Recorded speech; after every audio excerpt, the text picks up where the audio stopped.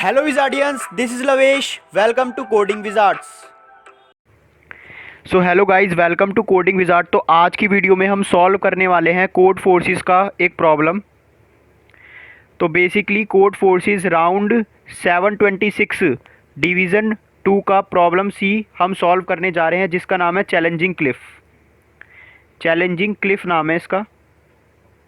तो basically problem में given क्या था, तो इसका लिंक मैं आपको डिस्क्रिप्शन बॉक्स में दे दूंगा, तो आप प्रॉब्लम को वहाँ से पढ़ सकते हैं।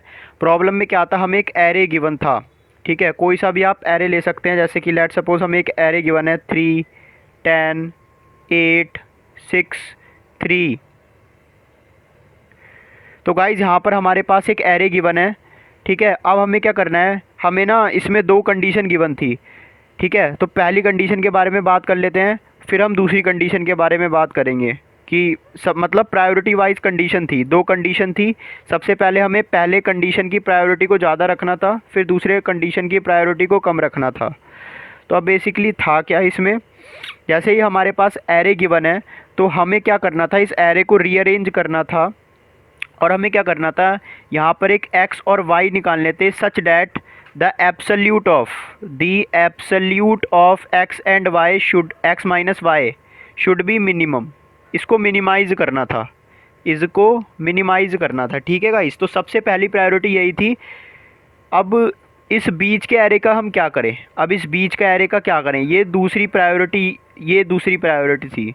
तो दूसरी प्रायोरिटी में क्या था कि जितने भी बाकी का बीच में बचा हुआ है उसकी ना हमें क्या नाम है, उसकी हमें लेवल को हाई करना है। बेसिकली लेवल को हाई करना है, या फिर कह सकते हैं डिफ़िकल्टी को हाई करना है। डिफ़िकल्टी को हाई करना है। बेसिकली क्वेश्चन में था क्या, ये जो क्वेश्चन में जो भी हमारे पास एरे गिवन है ना, जो ये 3, 10, 8, 6 और 3 गिवन है, ये हाइट ऑफ द हिल्स है। ठीक है, पहली कंडीशन तो आपको समझ में आ गई होगी कि जो x और y है उसका जो एब्सोल्यूट डिफरेंस है उसे मिनिमाइज़ करना है, और बाकी की जो ये है मतलब बाकी के जो हिल्स है ना उसमें हमें डिफ़िकल्टी हाई रखनी है। मतलब ये बेसिकली एक गेम है। अब मतलब कि ये है कि अगर यहाँ पर देखो, मैं सिनेरियो बना देता हूँ एक। यहाँ पर x है, यहाँ पर y है, यहाँ पर बहुत सारे एलिमेंट है A1, A2, A3 ऐसे एलिमेंट है। अगर A1 लेसर देन इक्वल होगा A2 के तो इसकी जो डिफ़िकल्टी होगी वो 1 से बढ़ जाएगी। अगर A2 लेसर देन इक्वल होगा A3 के तो डिफ़िकल्टी एक और से बढ़ जाएगी। अगर ये भी होगा तो इसकी डिफ़िकल्टी हो जाएगी 2। पर अगर केवल ये होगा तो इसकी डिफ़िकल्टी हो जाएगी 1। या फिर आप ऐसे भी कह सकते हैं कि अगर x greater than equal to A1 है, ठीक है, x is lesser than equal to A1 है, तब भी डिफ़िकल्टी 1 से बढ़ जाएगी। तो सेकंड प्रायोरिटी यही है हमारे पास कि हमें ना डिफ़िकल्टी को ज़्यादा से ज़्यादा मैक्सिमाइज़ करना है। तो सबसे पहले हम पहली प्रायोरिटी को सॉल्व करेंगे। पहली प्रायोरिटी को कैसे सॉल्व करेंगे, सबसे पहले हम इसका x और y निकाल लेंगे। तो जो भी हमारे पास एरे दिया हुआ है, लेट सपोज हमारे पास एरे दिया हुआ है 3, 10, 6, 8 और 3। तो सबसे पहले हम इस एरे को सॉर्ट कर लेंगे हम इस एरे को। तो हमारे पास आ जाएगा 3, 3, 6, 8 और 10। जैसे ही हमने इस एरे को सॉर्ट कर लिया, हमारे पास ये वाला एरे आ चुका है। अब हमें क्या करना है, अब आप देख सकते हैं यहाँ पर हमें x और y चाहिए था सच डैट x और y का जो एब्सोल्यूट डिफरेंस है वो मिनिमम आए। अब अगर मैं x इसे मान लेता हूँ, y इसे मान लेता हूँ, इन दोनों में सॉर्ट करने के बाद इन दोनों में माइनस करा तो एब्सोल्यूट डिफरेंस आया 0। अगर अब मैं y को बढ़ाऊँगा, राइट गाइस, अब मैं अगर y को बढ़ाऊंगा तो मैं यहाँ पर देख लूँगा कि y और बढ़ता जा रहा है। जैसे कि 3 और 6 का एब्सोल्यूट डिफरेंस 3 होगा, 3 और 8 का एब्सोल्यूट डिफरेंस 5 होगा, तो y बढ़ता जा रहा है। तो गाइस जो दो कॉन्जिक्यूटिव एलिमेंट है ना, वही हमारे पास x और y होंगे। ठीक है, लेट सपोज ये भी दो कॉन्जिक्यूटिव एलिमेंट x y हो सकते हैं, ये भी हो सकते हैं, ये भी हो सकते हैं। इस केस में हमारे ये दोनों कॉन्जिक्यूटिव एलिमेंट x y हो गए। लेट सपोज जो ओरिजिनल एरे था हमारे पास, अब आपको ये बात तो समझ में आ गई है कि उसमें जो दो कंसेक्यूटिव एलिमेंट्स होंगे वही हमारे पास एक्स वाई होंगे। ठीक है, चलो हमने ये निकाल लिया, ये हमारे पास ओरिजिनल एरे है।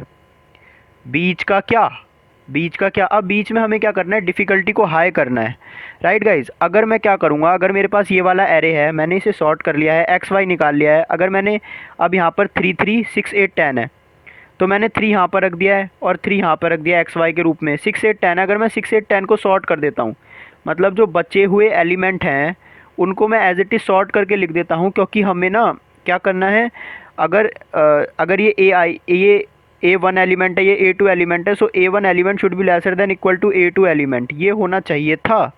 तो इस वजह से मैंने सॉर्ट कर दिया है। तो आप देख सकते हैं यहाँ पर क्या हो रहा है, ये यहाँ पर भी ये बढ़ रहा है, यहाँ पर भी ये बढ़ रहा है, यहाँ पर भी ये बढ़ रहा है, ठीक है, और यहाँ पर भी ये बढ़ रहा है। तो आप देख सकते हैं कि नहीं, यहाँ पर ये घट रहा है, राइट गाइज, यहाँ पर ये घट रहा है। तो केवल 3 में बढ़ रहा है, जैसे 3 6 में भी बढ़ रहा है, 6 8 में भी बढ़ रहा है, 8 10 में भी बढ़ रहा है। तो इसकी जो डिफ़िकल्टी लेवल है वो डिफ़िकल्टी लेवल क्या हो गई है हमारे पास, इसकी डिफ़िकल्टी लेवल हो गई है 3, राइट गाइज। पर हम इसे सॉर्ट नहीं कर सकते हैं गाइज, हम इसे सॉर्ट नहीं कर सकते हैं, इसमें एक प्रॉब्लम आ जाएगी अगर हम इसे सॉर्ट करने की कोशिश करेंगे, ठीक है। अब वो प्रॉब्लम क्या आएगी, चलिए देखते हैं। अगर हमारे पास ये एरे आ जाता 2 1 4 2, तो 2 और 2 को मैं यहाँ पे लगा देता, ठीक है। अब अगर मैं 1 और 4 को मैं यहाँ पर लगा देता तो इसकी डिफ़िकल्टी आती 1, ठीक है, इसकी डिफ़िकल्टी आती 1। पर मैं इसको एक और तरीके से अरेंज कर सकता हूँ ऐसे करके।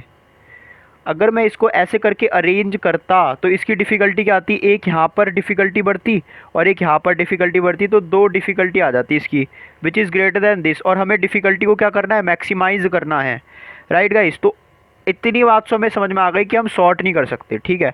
तो ये हमारे पास ओरिजिनल एरे है, इतना समझ में आ गया। पहले हमें सॉर्ट करना है और एक्स वाई हमें बीच में मिलेंगे, और उन एक्स वाई को हमने जो ये वाला एरे है इसके यहाँ पर लगा दिया according to the first condition. अब इतने एलिमेंट हमारे पास बचे हैं और इतने एलिमेंट हमारे पास बचे हैं।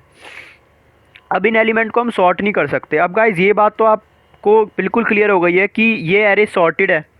तो जो ये वाले एलिमेंट है ना, कौन से एलिमेंट है, जो ये वाले एलिमेंट है ना, ये एक्स वाई से बड़े ही हैं। तो अगर मैं इन सारे एलिमेंट को यहाँ पे लगा देता हूँ, इन सारे एलिमेंट को मैं यहाँ पर लगा देता हूँ, तो ये एक्स से भी बड़े ही होंगे, तो इनमें तो सब में पेयर बनेगा, ठीक है। और इन वाले एलिमेंट को मैं यहाँ पे लगा देता हूँ। अगर मैंने इन वाले एलिमेंट को यहाँ पर लगा दिया तो ये वाई से तो छोटे ही है ना गाइस, ये वाई से तो छोटे ही हैं, तो इनमें भी पेयर बनेगा, पूरे एरे में पेयर बन जाएगा, केवल इन दोनों में पेयर नहीं बन पाएगा। अब केवल इधर पेयर नहीं बन पाएगा, ठीक है। ये एक ही जगह खाली रह जाएगी जहाँ पर पेयर नहीं बनेगा गाइस, और एक जगह तो खाली रहेगी जहाँ पर पेयर नहीं बनेगा। आप सारे सिनेरियो कंसीडर कर लीजिए। मैं एक और सिनेरियो वैसे आपके सामने यहाँ पर बता देता हूँ। जैसे कि यहाँ पर एक्स है, यहाँ पर वाई है, ठीक है। एक्स वाई हमें शुरू में ही मिल गया और इतना एरे है हमारे पास, ठीक है। तो अब गाइज़ ये जो हमारा फाइनल एरे है, इसमें मैंने एक्स यहाँ पर कर दिया है, वाई मैंने यहाँ पर कर दिया है, ये सारे चीज़ मैंने यहाँ पर लगा दिए हैं। अब गाइज़ होगा क्या, अब ये एक्स से तो बड़ी हैं, राइट गाइज़, पर जो ये वाले एलिमेंट है ना, ये वाई से भी बड़े हैं, ये वाई से बड़े हैं। मतलब ये वाली चीज़, जो ये बड़ा वाला डब्बा है, ये वाला डब्बा है, ये लेसर देन है वाई से, ठीक है, सारे लेसर देन है वाई से। तो यहाँ पर भी पेयर नहीं बनेगा। तो गाइज एक ना एक कंडीशन ऐसी ज़रूर आएगी जिसमें पेयर नहीं बनेगा। तो आप क्वेश्चन को कैसे सॉल्व कर सकते हैं, ऐसे ही सॉल्व कर सकते हैं। मैं रिपीट कर देता हूँ, सबसे पहले समराइज़ कर देते हैं अब हम क्वेश्चन को। सबसे पहले आपको करना है सॉर्ट करने के बाद आपको कंजिक्यूटिव एलिमेंट देखने हैं, कंजिक्यूटिव एलिमेंट देखने के बाद जिनका डिफरेंस सबसे लो आता है, एब्सोल्यूट डिफरेंस सबसे लो आता है, उन्हें हम एक्सट्रीम पॉइंट पर बिठा देंगे। फिर जैसे कि अगर ये हमारे पास ओरिजिनल एरे है, यहाँ पर एक्स है, यहाँ पर वाई है, राइट गाइज।